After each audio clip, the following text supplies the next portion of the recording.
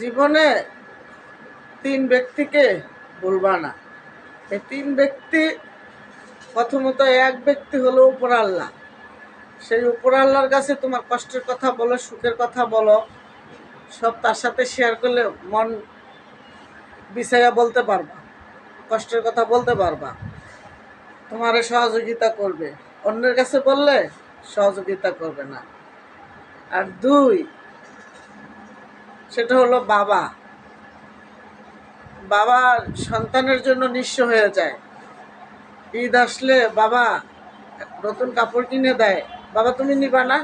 কয় না, আমার নতুন কাপড় পরতে ভালো লাগে না, তোমাদেরকে দিলে আমার খুব ভালো লাগে। বাবা নেয় না। বাবাকে স্মরণ রাখবেন সবসময়। তিন, সেটা হচ্ছে মা। এই গর্ভধারিণী মা যে কত মধুর মা, কত ভালোবাসার মা, সন্তানকে যে কত ভালোবাসে বন্ধু, সেটা তোমরাও জানো। আমার একটু বলতে ইচ্ছা করলো তাই বললাম।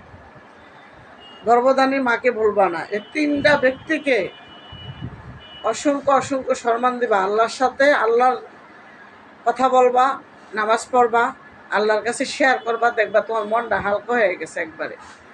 আর অন্যের কাছে বলবা, অন্য তোমার কথা নিয়ে টানাটানি করে মন্দ বলবে, হাসাহাসি করবে।